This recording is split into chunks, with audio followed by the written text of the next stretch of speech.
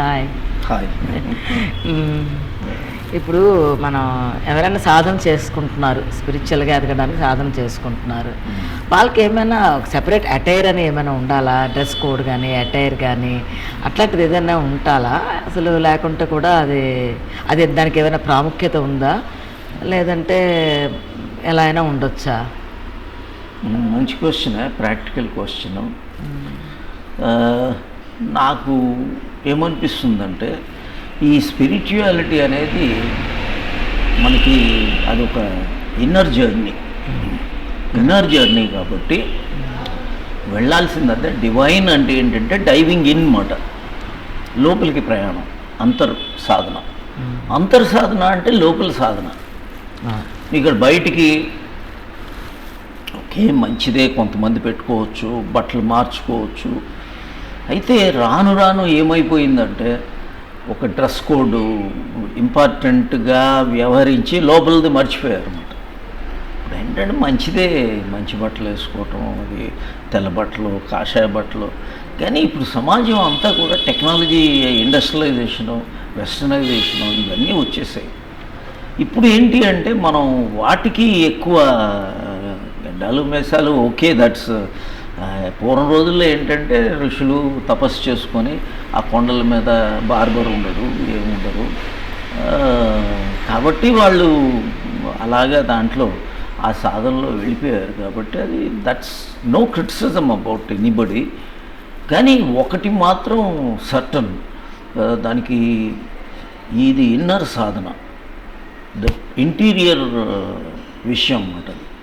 లోపల ఉన్న మలినాలని మనం కడిగేసుకుంటున్నాం. సో మనసులో ఇంప్యూరిటీస్ని తీసేయాలి, హార్ట్లో ప్యూర్ చేసుకోవాలి. సో దీనికి ఏంటి మనం ఏం చేయాలి? అది ఓకే వేరే ఇప్పుడు పూర్వం రోజుల్లో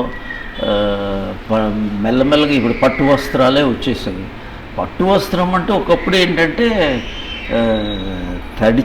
తడిపిన తర్వాత పట్టాలన్నమాట. ఆ పట్టు వస్త్రం అంటే అది ఒరిజినల్గా. మెల్లమెల్లగా అది ఏమైపోయింది, అది ఒక కోట్ల సిల్క్ వామ్స్, ఆ మల్బరీ ట్రీస్లో అది సిల్కే వేసుకోవడం మొదలుపెట్టారు. ఇప్పుడు ఏంటంటే ఇది పక్కనే అన్నీ చేస్తారు, ఏసీ కార్లలో తిరుగుతారు. అవన్నీ అంటే నో క్రిటిసిజం కాదు, కానీ ఒకప్పుడు అది ఓకే, దట్స్ ఓకే. బట్ ఇక్కడ ఏంటంటే ధ్యానం చేయడానికి, లేకపోతే లయయోగం చేసుకోవడానికి, సమాధిలోకి వెళ్ళటానికి, లేకపోతే ప్రాణాయామాలు చేయటానికి, సింప్లీ వాట్ ఎవర్. మీ ఇంట్లో కూర్చున్నావు, లుంగీతో ఉండు, పంచితో ఉండు, లేకపోతే నీ నిక్కర్లో ఉండు, దానికి సంబంధమే లేదు. But Sadhana important.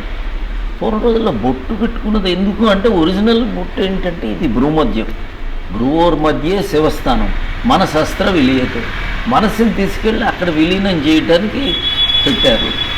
రాను అంటే బొట్లు మిగిలిపోయి సాధన లేదు. బొట్లు మిగిలిపోయి సాధన లేకపోయినా వేస్టే. ఇప్పుడు అన్నీ ఎక్స్టర్నల్గా వెళ్ళిపోవటం, నీ క్వశ్చన్ చాలా వ్యాలిడ్ ఈ రోజుల్లో. ఎందుకంటే రాను ప్రజల్లో కూడా ఎలా అయిపోయింది, బయట ఎక్స్టర్నల్ అపియరెన్స్కే వెయిటేజ్ వచ్చేసింది. వాళ్ళు మంచోళ్ళు ఉన్నారు, లేరని నేను అన్ను, కానీ కేవలం అటువైపు వెళ్ళిపోయి అసలు ఈ ఇన్నర్ సాధన మర్చిపోయి, అంతర్ సాధన మర్చిపోయి ప్రాణాయామాలు చేయటమే. కృష్ణుడు ఏం చెప్పాడు? ప్రాణాయామాలు చేసుకోవాలి, ధ్యానం చేసుకోవాలి, యోగంలో ఉండాలి. యోగా ఎన్నిసార్లు భగవద్గీతలో యోగా అనేది కలయిక. ఆ కలయిక ఏంటి? ఈ అపానం ప్రాణాన్ని కలపటం, ఈ జీవాత్మ పరమాత్మని కలపటం. ఇంతే, this is the only issue మాట. ఏ dress, you are in banian or you are in T-shirt or you are in white shirt, it hardly matters. But మనం బయటికి ప్రొజెక్షన్ అది వేరే విషయం. That so I feel absolutely it is nothing to do with it. But if somebody is wearing, it's okay, it's okay.